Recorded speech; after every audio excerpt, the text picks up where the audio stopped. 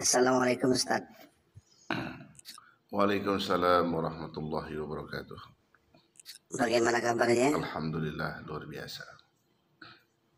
Semoga Ustaz sehat selalu Amin ya dan rabbal alamin. senantiasa dalam lindungan Allah. Sebentar lagi kan kita akan masuk bulan Zulhijjah ini. Tentu di situ ada ketentuan hukum yang mesti kita ketahui ini. Kami ingin bertanya ini Ustaz. Itu bagaimana sebenarnya penetapan Hari Raya Idul Adha? Oke, baik. Jadi kalau dalam masalah penetapan Idul Adha ini sebenarnya kaum muslimin tidak perlu sulit ya. Karena saat ini kita itu sudah lengkap media yang ada saat ini ya. Sedangkan dulu saja mudah apalagi sekarang.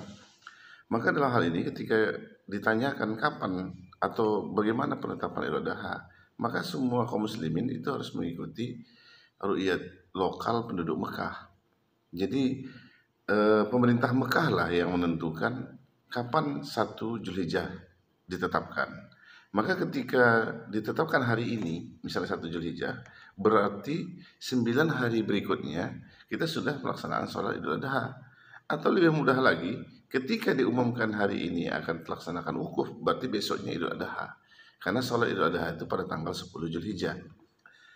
Lalu bagaimana kalau pemerintah yang misalnya menetapkan esok harinya lagi, maka ini melanggar syarat. Kalau melanggar syarat berarti ibadahnya tidak sesuai syariat. Kalau tak sesuai syariat ya batil dia. Karena ini akan berhubungan dengan penyembelihan kurban, nanti pengaruh hari tasyrik. Misalnya ketetapan syariatnya hari ini adalah 10 Zulhijjah pelaksanaan Idul Adha. Berarti mulai 3 hari berikutnya, mulai 11, 12, 13 itu hari tasyrik. Tetapi kalau pemerintah tetapkan esok harinya lagi di luar dari penduduk Mekah, itu bisa jadi ada orang yang menganggap itu hari tasyrik ternyata sudah lewat dari hari tasyrik, dia menyembelih, maka hukum menyembelihnya tidak jadi kurban tapi sedekah biasa.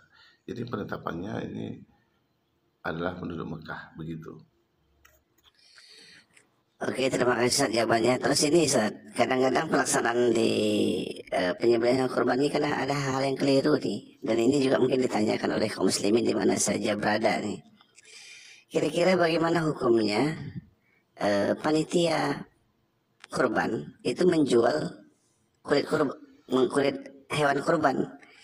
Karena menurut mereka ini bisa digunakan sebagai biaya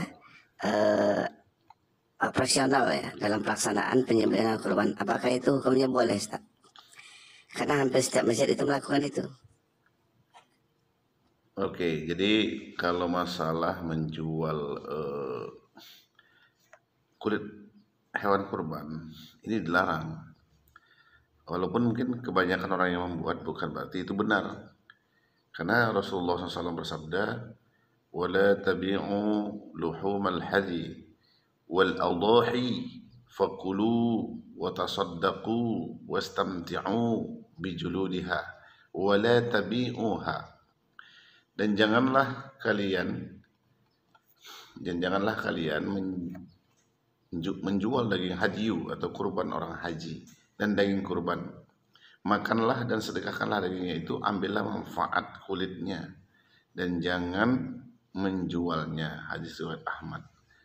Nah, jadi ini seorang panitia ataupun mungkin pengurus masjid yang memang menjadi wakilnya para peserta kurban, itu namanya wakil harus mengikuti sebagaimana ketentuan syarat. Jadi bagaimana dulu sebelum mereka ini menjadi panitia, mestinya kan yang melakukan penyembelihan hewan kurban itu adalah peserta kurban. Namun karena kelemahan dalam hal administrasi, kelemahan dalam mungkin mengumpulkan orang, kelemahan dalam kemampuan memotong hewan kurban dan menimbangnya atau tidak punya waktu, sehingga ini diwakilkan kepada panitia. Maka makna wakil itu apa yang mesti dilakukan oleh peserta, misalnya menyerahkan seluruh sembelihan itu kepada fakir miskin dan kaum muslimin, maka panitia pun melakukan hal yang sama. Tidak boleh dia melakukan hal yang di luar itu. Kenapa? Karena kurban pada dasarnya itu utuh seluruh hewan kurban itu sendiri. Jadi harus utuh.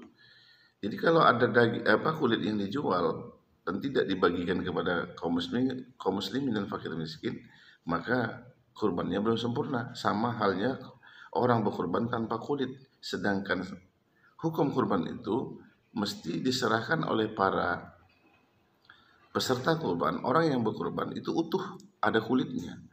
Maka ketika sudah sembelih, mulai daging, tulang-tulang, kepalanya, dan termasuk kulitnya sekalipun, itu mesti diserahkan kepada kaum muslimin, terutama fakir miskin. Namun apabila kulit tadi sudah sampai di tangan orang yang berhak menerimanya, itu sudah menjadi hak miliknya. Kalau dia mau menjual baru boleh, bukan panitia yang jual. Jadi ini ketentuan. Nah, jadi para hadirin di mana saja berada dan termasuk yang bertanya ini merupakan ketentuan yang mesti diingat-ingat ya. Apalagi sebentar lagi Idul Adha, jangan sampai kita keliru. Mudah-mudahan ini bermanfaat. Mohon pertanyaan cuma 2 bisa saya jawab, yang lain di lain waktu ya. Wallahu a'lam bishawab. Wassalamualaikum warahmatullahi wabarakatuh.